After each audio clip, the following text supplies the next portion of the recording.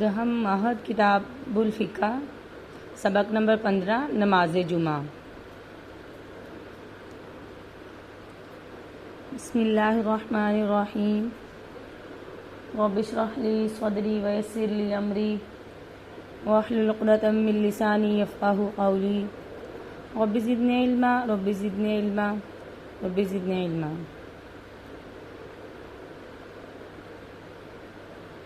السلام علیکم ورحمۃ اللہ وبرکاتہ۔ بیٹا آپ سب خیریت سے ہوں گے؟ اللہ تعالیٰ آپ کو ہمیشہ اپنے حفظ و امان میں رکھے۔ تو بیٹا ہم پڑھ رہے تھے نماز جمعہ۔ نماز جمعہ کی تاریخ اہمیت اور فضیلت ہم نے پڑھی، اور جمعہ کے دن جو مقبول گھڑی ہے، جس گھڑی میں دعائیں قبول ہوتی ہیں، اس کے بارے میں ہم نے پڑھا تھا کہ وہ جمعہ کے دن میں دو ایسی گھڑیاں ہیں، دو ایسے اوقات ہیں جن میں دعا قبول ہوتی ہے۔ ایک ہم نے پڑھا تھا کہ وہ وقت جس میں امام خطبہ دے رہے ہوتے ہیں، وہ وقت ایسا ہے کہ اگر اس میں دعا مانگے تو دعا قبول ہوگی۔ دوسرا ہم نے پڑھا تھا کہ عصر کے بعد سے مغرب تک کا جو وقت ہے، وہ وقت ایسا ہے کہ اگر اس میں ہم دعا مانگیں گے تو دعا قبول ہوگی۔ آج ہم نے نماز جمعہ کی تعریف اور نماز جمعہ کے جو احکامات ہیں وہ پڑھنے ہیں۔ نماز جمعہ کی تعریف۔ لفظ جمعہ اجتماع سے ماخوذ ہے، نکلا ہوا ہے، بنا ہوا ہے، اور اجتماع کے معنی ہے جمع ہونے اور ملنے کے۔ کیونکہ نماز جمعہ میں مسلمانوں کی اکثریت مختلف مساجد میں جمع ہو کر جماعت کے ساتھ اکٹھے نماز ادا کرتی ہے، اس لیے اس نماز کو صلاۃ الجمعہ نماز جمعہ کہا جاتا ہے۔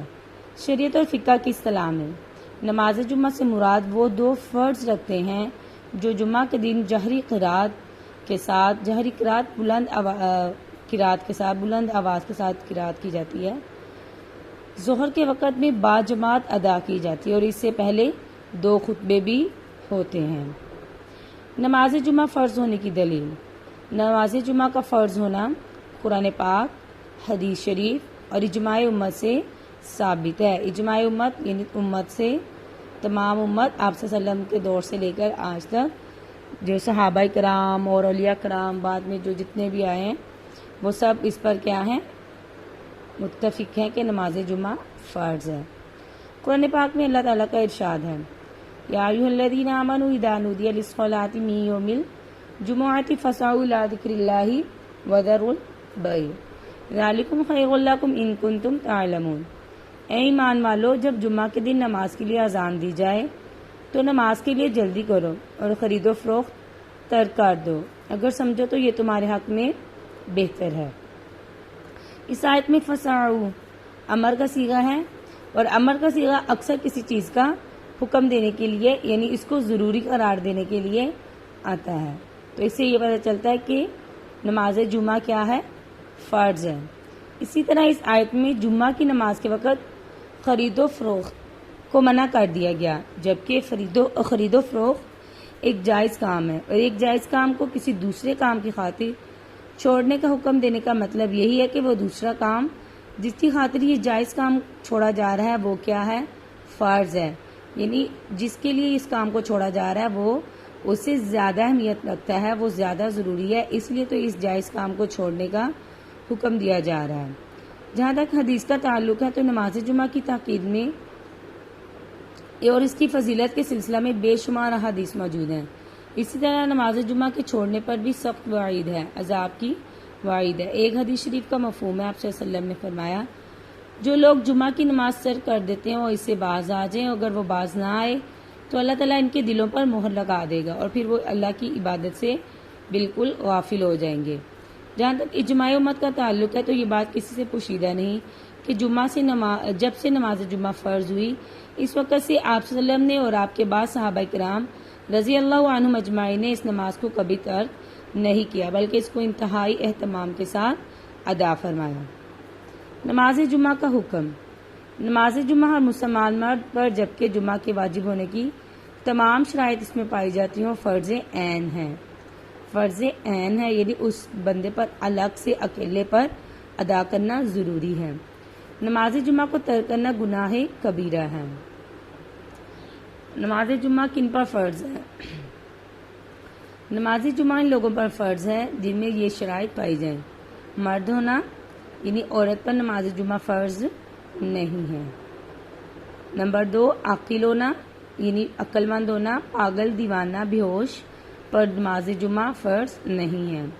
بالغ ہونا، نابالغ پر نماز جمعہ فرض نہیں ہے۔ تندرست ہونا، یعنی بیمار پر نماز جمعہ فرض نہیں ہے۔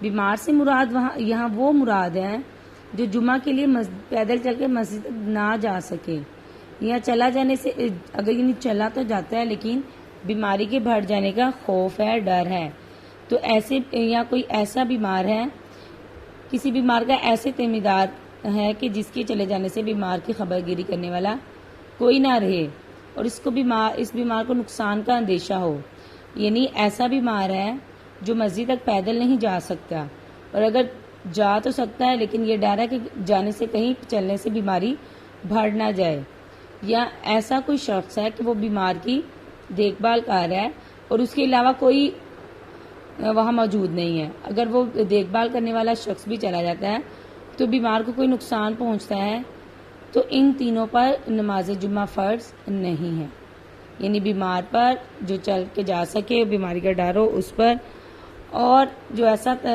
دیکھ بھال کرنے والا تیماردار ہے، تو ان سب پر نماز جمعہ فرض نہیں ہے۔ نابینا ہونا، نابینا نہ ہونا، یعنی ایسا نابینا جو خود مسجد تک بلا تکلیف نہ جا سکتا ہو، اور اس پر نماز جمعہ فرض نہیں ہے۔ اگر کوئی نابینا اذان کے وقت مسجد میں ہو، یا ایسا نابینا جو بلا تکلیف بغیر کسی کی مدد کے راستوں میں چلتا پھرتا ہو، اس پر نماز جمعہ فرض ہے، یعنی ایسا نابینا جو خود نہ جا سکے اس پر نہیں ہے، لیکن ایسا جو ویسے بھی چلتا پھرتا ہے تو ایسے شخص پر، ایسے نابینا پر نماز جمعہ فرض ہے۔ شہر میں مقیم ہونا، یعنی اگر کوئی شخص ان شرطوں کے نہ پائے جانے، شہر میں مقیم ہونا یعنی مسافر پر نماز جمعہ فرض نہیں ہے، اور مسافر کا ہم نے پڑھ لیا تھا کہ وہ کتنا سفر کرے تو مسافر کہلائے گا، تو مسافر پر نماز جمعہ فرض نہیں ہے۔ اگر کوئی شخص ان شرطوں کے نہ پائے جانے کے باوجود نماز جمعہ پڑھ لے تو اس کی نماز جمعہ ہو جائے گی اور اس کو ظہر کی نماز نہیں پڑھنی پڑے گی، یعنی اگر کوئی جمعہ پڑھ لیتا ہے، جیسے کوئی عورت نماز جمعہ پڑھ لیتی ہے، کوئی مسافر نماز جمعہ پڑھ لیتا ہے، کوئی نابالغ بچہ نماز جمعہ پڑھ لیتا ہے، تو ان کی نماز بھی ہو جائے گی، پھر ان کو نماز ظہر نہیں پڑھنی ہوگی۔ اگر یہ لوگ جمعہ کی نماز نہ پڑھیں تو پھر ان کو ظہر کی نماز پڑھنا ہوگا۔ عورت کے لیے اپنے گھر میں ظہر کی نماز پڑھنا افضل ہے، جبکہ ایسے نابالغ لڑکے جن کی عمر 10 سال ہو چکی ہے ان کو مسجد میں نماز پڑھنی چاہیے۔ نماز عید الفطر اور عید الاضحیٰ، عیدین، مسلمان کتنی عیدیں مناتے ہیں بیٹا؟ کتنی عیدیں مناتے ہیں؟ 2، عید الفطر اور عید الاضحیٰ۔ عید الفطر کب منائی جاتی ہے؟ رمضان المبارک کے ختم ہونے کے بعد، اور عید الاضحیٰ کب منائی جاتی ہے؟ 10 ذو الحج کو۔ مسلمان کے لیے ویسے تو ہر وہ دن خوشی کا دن ہے جس میں اس نے اپنا وقت اللہ کے احکامات کے مطابق گزارا، اور ہر وہ دن غم کا ہے جس میں اس نے اپنا وقت اللہ تعالیٰ کی نافرمانی میں گزارا۔ اس دنیاوی زندگی میں انسان پر خوشی اور غمی دونوں قسم کے حالات آتے ہیں۔ اچھا انسان اور مسلمان وہ ہے جو دونوں حالتوں میں اللہ کے احکام پر عمل کرے، تعمیل کرے، خوشی کے موقع پر شکر ادا کرے، شرعی حدود سے تجاوز نہ کرے، حد سے نہ بڑھے، اور غم کے موقع پر صبر کرے، اور حالت غم میں بھی شرعی حدود اور قواعد کو ملحوظ رکھے، یعنی اگر غم ہے تب بھی حدود اور صبر کرنا ہے، حدود کا خیال رکھنا ہے۔ البتہ اسلام میں عید اور خوشی کے لیے بطور اسلام صرف 2 تہوار خاص ہیں، یعنی اسلامی تہوار صرف 2 خاص دن ہیں۔ ایک دن جو رمضان مبارک کے ختم ہونے کے بعد یکم شوال کو ہوتا ہے، اس کو عید الفطر کہتے ہیں، جبکہ دوسرا ذو الحج کی 10ویں تاریخ کو ہوتا ہے، اس کو عید الاضحیٰ۔ جبکہ ایک لفظ میں ان دونوں عیدوں یعنی عید الفطر اور عید الاضحیٰ کا تذکرہ کرنا ہو تو انہیں عیدین کہا جاتا ہے۔ عیدین تسنیہ کا صیغہ ہے، اس کا مفرد عید ہے۔ ان دونوں کے علاوہ کسی اور دن کو بطور اسلامی تہوار کے عید کہنے کا ثبوت قرآن و حدیث سے ثابت نہیں ہے۔ یعنی صرف ان 2 دنوں کے لیے عید کا لفظ ہم بول سکتے ہیں، اس کے علاوہ کسی اور دن کے لیے عید کا لفظ کہنا ثابت نہیں ہے۔ نماز عید اور اس کا حکم۔ عید الفطر اور عید الاضحیٰ کے دن سورج کے بلند ہونے کے بعد 2 رکعت جہر کی قرات اور جماعت کے ساتھ 6 زائد تکبیرات کے ادا کی جاتی ہے۔ ان 6 میں سے 3 تکبیرات پہلی رکعت میں ثنا کے بعد، جبکہ باقی 3 دوسری رکعت میں ادا کی جاتی ہیں۔